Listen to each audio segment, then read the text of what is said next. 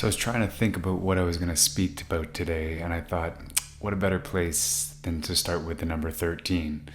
And most people don't understand how important that number is in regards to understanding why we're here and what is really happening here and what's been happening and why that number has been demonized in regards to things like Friday the 13th. And it goes much deeper than that. But we take some of the stories that have been told so far in regards to even the movie Friday the 13th and creating that awareness or that type of energy around that number. You look at the story of the Knights Templar who were hunted down and killed on that date by the King of France and the Pope because they were speaking blasphemy, because they knew their power, which reminds me of another famous story of a man named Yeshua who was supposedly speaking blasphemy and was put on the cross because of it. And as the Templars always speak about, one of their famous quotes is, "Be prepared to die for your truth," which they all did and which Yeshua did as well.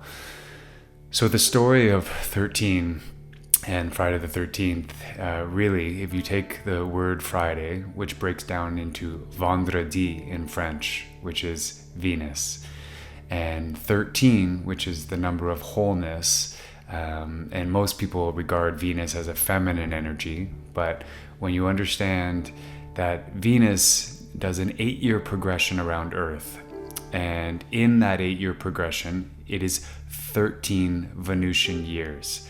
And this is why that's so important. So when you look at the progression and the shapes that it makes in the sky when mapped, Venus makes a famous symbol, which is on many flags and in many churches, and it's known as the 5-petal rose. But at the same time, it also makes the five-pointed star.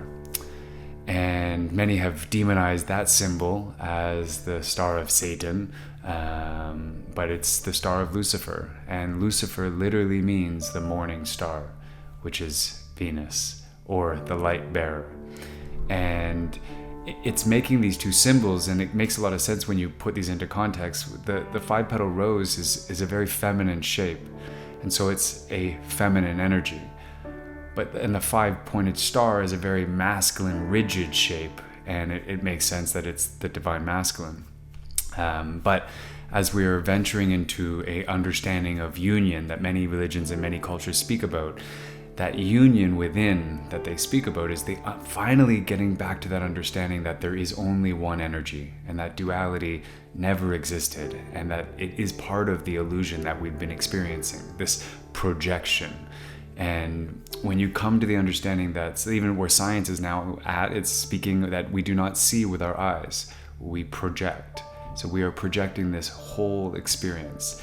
And so in that, we, consciousness, beyond the version of self that was separated, that believed that God, love, food, anything was outside of self. Now we're kind of heading back into union, which is the next golden age, which some call the 5th world, some call the world of love, or the world of Venus. And so that kind of brings everything into context of why 13 is so important, why days like Friday the 13th were demonized, why the level of awareness or ego consciousness would look at that as a threat per se. And again, not saying that when you sit in the understanding of elites and people doing things to us, you're in separation. And that's okay. We're moving through that right now, and you have to be able to let go of those concepts, to rise above, to zoom out, to be able to see that it's all consciousness, everything. This body that we perceive, the body and the mind that you perceive to be separate, it is consciousness. The thought that you have, who is having that thought? The version that's separate believes it's you. The version that understands it's all consciousness, it's a conscious thought, and that's why it's called consciousness. We call it God in quotations, we call it source, Allah, whatever name you have for that energy. Even the word energy is just a word that we've come up with to describe the force or the frequency that is. So if you even look at some of the days in the Bible, again, I'm not a religious person, but when you look at some of the days, Friday was the day Jesus died, vendredi, Venus. When you look at the day Adam was cast out of the garden, Friday, vendredi, Venus. Even the number 13 is interesting too. Again, as many think as a feminine number, but the 13th god was Zeus and Dionysus, and even Osiris, who was cut into 14 pieces, but only 13 were recovered. So 13 is also, again, a very masculine number. Again, even using that word, very masculine number, it's just describing wholeness. You can even come to the understanding when you take the stories of the 12 apostles plus one, Yeshua, the Son, or the Son, depending on how you want to spell it. It's both the same, right? There's even the story I think in the Bible that speaks about the Last Supper.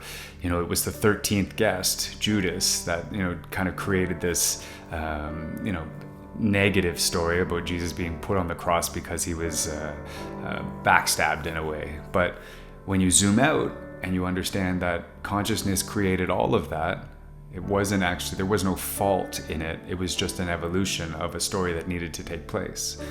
12 also is 12 zodiac signs. 12 zodiac signs plus one, the sun, which is, again, that understanding of wholeness. That's why the sun has been kind of regarded always as like that God. And it's that wholeness. It's the remembering of who we are, God, consciousness. There's another story about the 12 knights to the round, the 12 knights and the round table. And it's the 12 knights plus the round table. And the round table is the wholeness, which is the oldest symbol for God. And I think, or consciousness, again, whatever word you want to use there. And if you take that symbol of the circle with the dot, and the dot to me is the understanding of that first creation point, that thought, that consciousness wanted to experience itself. And from that dot, it breaks down into the original cross, which is the even-sided cross inside that circle. And that cross signifies the godly plane and the earthly plane, right? The higher self and even that lower self and the earthly plane of existence. And some also describe that in many Native and First Nations cultures. They show that as the first breakdown of the four races. So the yellow, the red, the black, and the white. And as we've all intertwined and mixed, the races are, it's even funny today that we want to signify as a specific race, because everybody's really intertwined now. And so there's many shades and colors, but those were the first four, breaking down into those four quadrants. And from there, we have the 12 zodiac signs, which are the 12 energies that we need to work our way through before we become into wholeness. So whatever lifetime that you're experiencing, you will work in all of those 12 energies before you become whole again and have that opportunity to experience that ascension, which is moving beyond this plane of existence.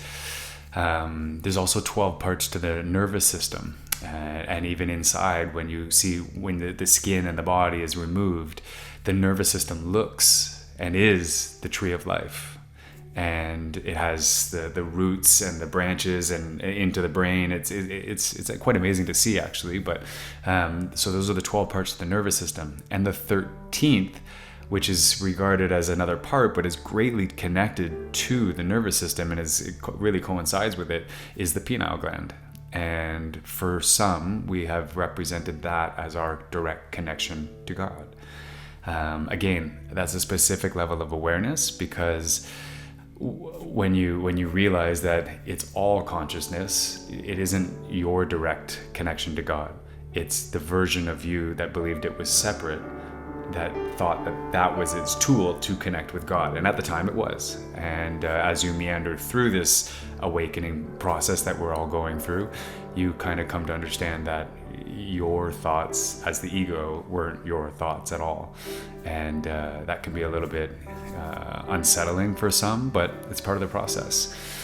So yeah, I think it's really interesting to see how we've kind of grown through this experience, and we created it all. So it's no pointing fingers. It's really, when you point fingers, you get lost in the projection, right? And the projection's literally there to mirror to you what you're holding inside, the frequency, the emotions that need to be met with love, right? Those pieces of yourself that you don't love and they hide in the shadows and you don't really want to see them, or you can't see them, but everybody literally is mirroring that to you.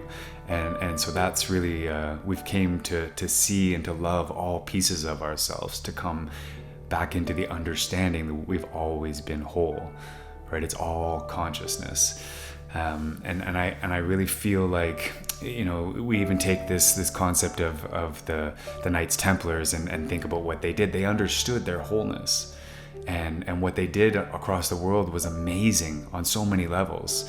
Even if you go into Ethiopia and you see these great churches they built in one night, some of the legends say, and they were built out of granite, like right out of the rock. And there's one that's famous, I think it's in Lalibela, and it's like the shape of a cross. And there's these stories of these large red-headed men coming and creating these. They knew who they were. They had their godly power they had tapped into, maybe not in full force, but they had enough of it.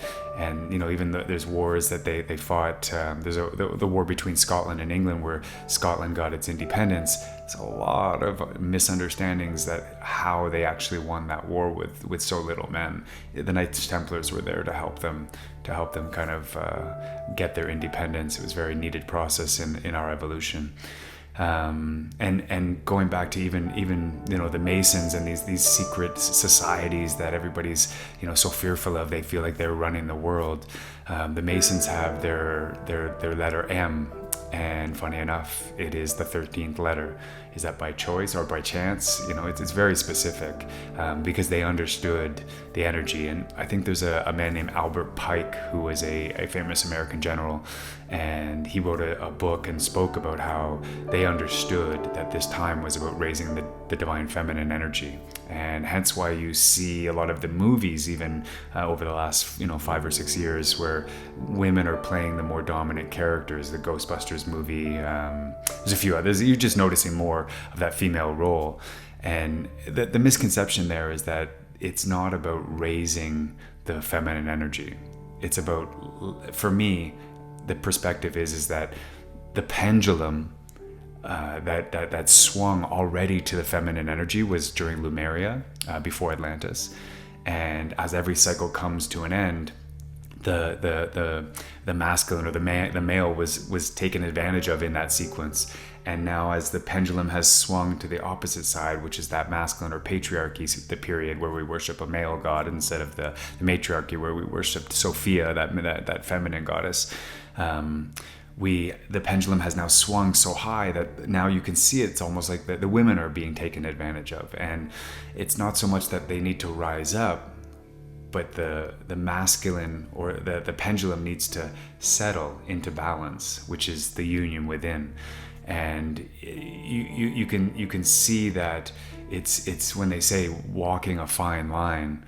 And that's what balance is. It's being able to settle into that balance right now. And because even women have the masculine energy. It's not men against women. It's masculine and feminine. It's coming to the understanding of union within and learning to surrender, which is what many of us are learning to do right now. And so even that beautiful depiction of the 𝐍𝐔𝐌𝐁𝐄𝐑 Pisces, it's most say, well, masculine and feminine, when it's discipline and surrender. And even in the egoic mindset, you look at discipline as like I gotta take action, when in actuality it's full surrender, learning how to fully surrender and allowing divine action to come through you. It's much different, and you just have to get to a level of expansion where you can understand that and perceive it, and we're all working through our own pace and our own time and kind of in our own patterns per se. Nothing is linear. It's all perspective points, and truly, that's why it's really key to understand what Bashar, one of the energy that is being channeled right now by, I think Daryl Anka is his name. He always speaks about, it's not this or that, it's this and that. And so there are many truths. There is not an ultimate truth. essentially it's many truths, and if my frequency doesn't feel right for you, it's all good. You're going to bounce off of it, off to the next frequency, and essentially we're all bouncing off of each other, guiding each other home to the heart, which is love, right? And so the period of separation that we sat in, which is, to me, feeling into the chakras, the different chakras of the body, they allowed you to sit in these lower density energies and experience other aspects or other separation points of life when our true frequency is in our heart space. And that's why, there's even love doesn't do it justice, right? So some people use the word samadhi now. It's like risen above the word love, because there's nothing to really describe that feeling of bliss. And it really makes sense when you kind of understand that. I think in the original Hebrew text, there wasn't a word for God. And that's why the term Yahweh. And so it's that inhale, Yahweh. It's just the breath. And the breath means spiritus in Latin, which is pure spirit, right? And so as we head back into this next golden age, and we let go of everything that we were looking for outside of self, in the relationships that we thought we were longing for love outside of ourselves, the food to bring us comfort, thinking we even needed food outside of ourselves. We don't need any of it. And I'll talk more about this in some other videos, but it's key to understand the main process here is that we're headed to union, that 13 is a number of wholeness, and that we've had to make our way through these 12 parts of ourselves to kind of come back to the remembrance of who we truly are. And even one last thing, there's many people that speak about the 13th sign in regards to astrology, that it was kept hidden from us. Or, we used to have 13 months. We did. And even I think today, Ethiopia still celebrates a 13-month calendar. And many First Nation cultures based it off the turtle. It's why they called North America Turtle Island, was because on the turtle, it has 13 markings with 28 days. And those 13 markings break down the months, and the 28 days break down the days of the month. And again, many coincide that with the moon cycle. But as we are solar beings of light, the 13th sign or symbol is the sun, which is the totality of it all. And it's nothing, not in regards to that. I think the name is Ophiuchus as the 13th sign, and it is an astrological symbol or a sign, but it isn't what we think. It's the sun. The symbol of the sun is the symbol of wholeness, and everything else is just pieces of that whole. Like every one of us is a piece of the whole. And the sooner we can come to understand that, the sooner we can stop pointing fingers, the sooner we can start understanding that we're all a unique aspect of God, providing something very important for every piece of the journey for each of us, whether it be perceivably good or evil, which is again just a concept of the mind that was in separation, because consciousness isn't sitting there going, oh, this is bad or this is good. It's just experience. And some may think that's crazy. Well, it's almost as crazy as the blasphemy where Jesus was put on the cross. But once you zoom out and see what was actually taking place, you understand the message. You understand what he was teaching. You understand that he was pointing us all in the same direction. Getting to walk in his shoes. Getting to understand that we are all aspects of God. You want to use sons or children or whatever the word you want to use to kind of describe the sequence. It's very important to understand that we are whole. We've always been whole, and each of us carries a very unique frequency or story that's very important in this experience. So I look forward to sharing some more stories with you, and I'm grateful that you showed up today. And if you ever need anything, please reach out. I'm always online. I've got my Instagram channel with my link tree, and I think my link tree is also in the bio here on YouTube. And I'll be sharing a lot more information moving forward. And I'm excited to share. I'm excited to expand I'm excited to expand. I'm helping the expansion of consciousness, fully surrendering and allowing the message that needs to come through right now. And for some of you that showed up today and may be triggered by what I'm saying, it's all good. Ask yourself, Why are you projecting this experience? There's nothing by chance. Most people are showing up here and are ready to hear what I have to say. And if you're not, take it as a seed planted for later. And allow that emotion that's coming up that's really triggered. You don't enjoy what I'm saying. This guy doesn't know what he's talking about. It's all good. Sometimes triggering is kind of like, love doesn't need always to be soft. And sometimes people need to be triggered along their journey. And just understand that it's all beautiful and all needed. But go inward and ask yourself, why am I projecting this experience? What is it that I needed to hear today? Have a beautiful day. I love you very much.